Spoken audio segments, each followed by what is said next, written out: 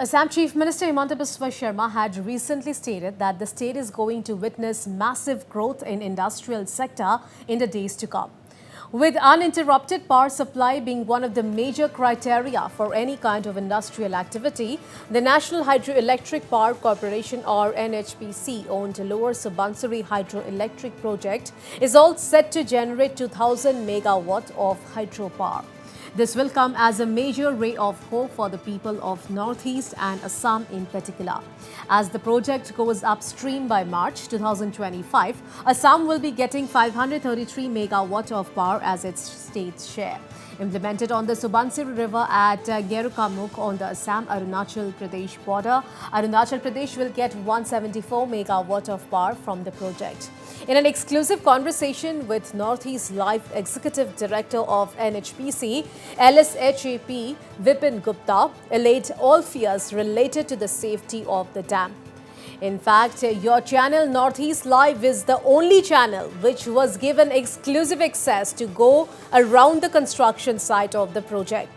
Well, the construction work for the highly ambitious project began in September 2005 and the cost of production was 6,285 crores. However, due to time overrun and escalation in cost of production, the project cost had gone up to Rs 21,000 crore. More than 91% construction has been completed and the first two units will start generating 250 megawatt of power each from February 2024. Assam Chief Minister Dr. Himanta Biswa Sharma has recently stated that Assam is going to witness a heavy round of industrialization in the days to come, means next couple of years. And as we know that power is a major prerequisite for any kind of industrial activity to happen or take place. And right now we are at the NHPC project site, that is the Lower Subansiri Hydroelectric Project at Gerukamukh, which is situated on the Assam-Arunachal border.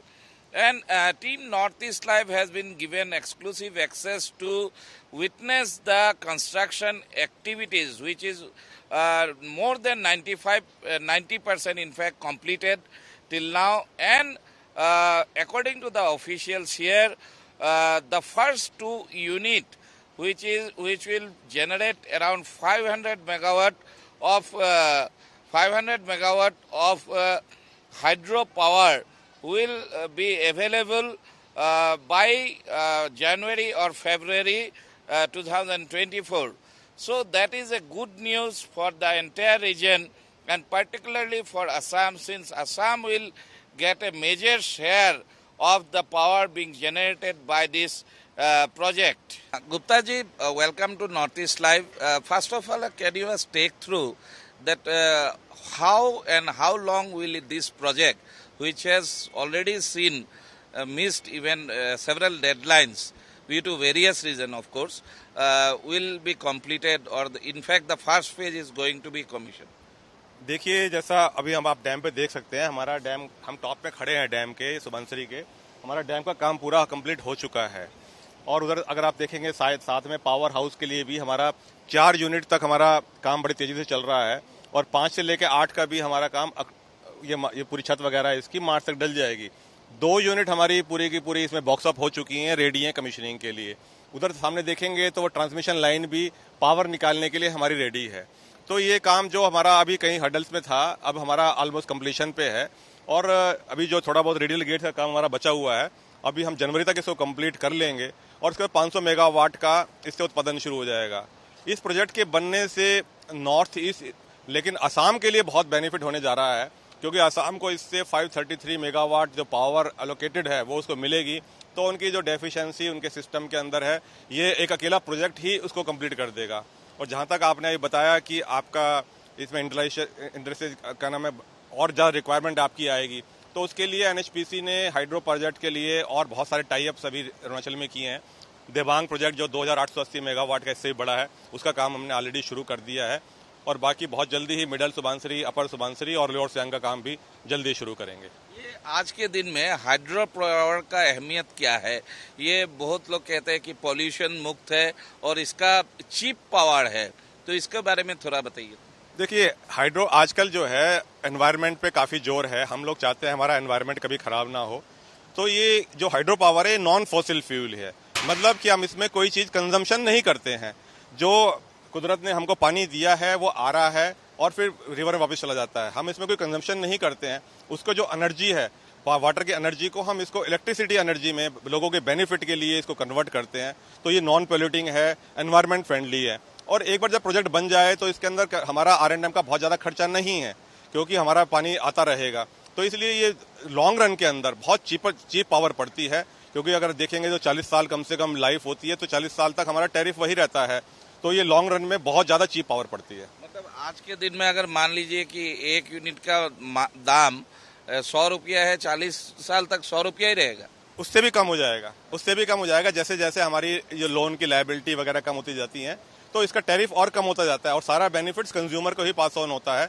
ये नहीं है कि भाई हम इसका कोई tariff fix कर दिया तो वही लेते रहते हैं। जो CRC नॉर्म्स के हिसाब से हम करते हैं, तो इसके अंदर इसका टैरिफ रादर कम ही होता है। जो आज की रेट में होगा उससे कम ही होगा आगे 40 साल के बाद। अच्छा, तो आज के दिन का सबसे अहम सवाल, काफी सारे सवाल उठाया जा रहा है डैम की सुरक्षा को लेके।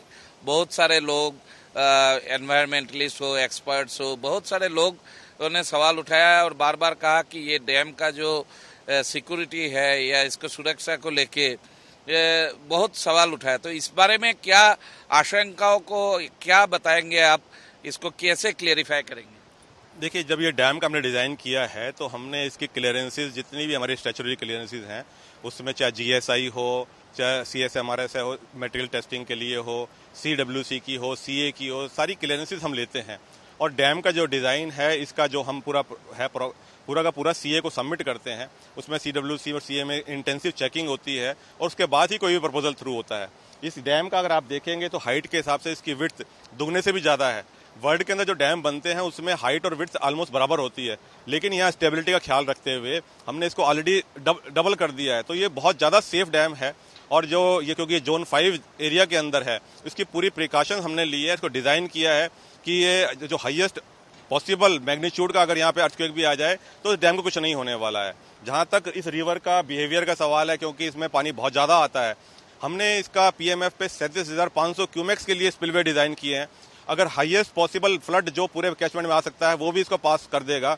तो इसके अंदर इसकी सुरक्षा के लिए किसी को चिंतित होने की जरूरत नहीं है। और मैं पूरा विश्वास दिलाता हूँ ये हर तरीके से सेफ डैम है। और NHPC कम से कम भी 22-24 प्रोजेक्ट ऑलरेडी बना चुकी है और बहुत सारे डैम से भी काम किया हुआ है। तो हमारी इस फील्ड में पूरी एक्सपर्टाइज है और इसमें किसी को भी चिंता करने का जरूरत नहीं है। लेकिन बार बार कहा जा रहा है कि इसके बनने से धेमाजी, लखीमपुर और मजूली, ये 3 जगह लगभग खत्म हो जाएगा।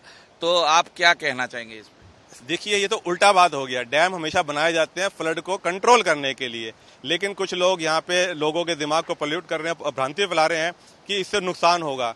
कभी भी डैम बनता है, क्योंकि आप देखेंगे तो यहाँ पे हमने 15 मीटर का कुशन रखा हुआ है। जब सिंपल सी बात है, जब रिवर में पानी आएगा तो जब बहुत ज़्यादा फ्लड आएगा तो हम उसको 15 मीटर तक अंदर स्टोर कर सकते हैं और बाद में जैसे पानी खत्म हो जाता है धीरे धीरे हम उसको रिलीज कर देंगे। तो इससे तो डाउन स्ट्रीम में फायदा होगा कि जो उनका कटाव की समस्या है, गांव में पानी घुस जाता है, वो समस्या उनकी और कम होती जाएगी धीरे धीरे। तो ये सोचना, ये कहना कि खत्म हो जाएंगे, ये बिल्कुल गलत बात है। किसी ने, लोगों ने अपने बेनिफिट के लिए हो सकता है लोगों के अंदर गलत बातें फैला दी हैं, लेकिन ऐसी चिंता करने की कोई बात नहीं है।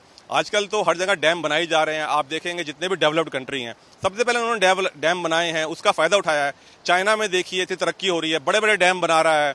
तो ये कह करके कि हम अपने यहाँ डेवलपमेंट को रोक दें किसी की बातों में आकर के, वो गलत होगा।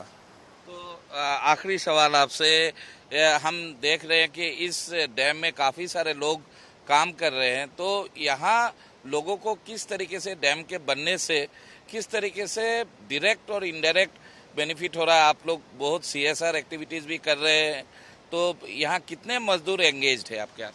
यहाँ पे हमारे जितने भी मजदूर एंगेज हैं उसमें मोर देन 90% हमने लोकल से ही लिया है। और ये मैं बताऊं आपको, हमारी बहुत अच्छी वर्क फोर्स, इतना अच्छा काम किया है लोकल लोगों ने, बहुत अच्छी वर्क फोर्स भी डेवलप हो गई है। और हम जो फ्यूचर में, जैसे मैंने आपको बताया, कुछ और भी हम काम शुरू कर रहे हैं, ये सारी वर्क फोर्स हमारे को वहाँ भी काम आएगी। और आप देखेंगे जब भी कोई हाइड्रो प्रोजेक्ट आता है सबसे ज़्यादा फायदा लोकल का ही होता है, क्योंकि इसमें जो डेवलपमेंट है वो मल्टीप्लाइंग फैक्टर है।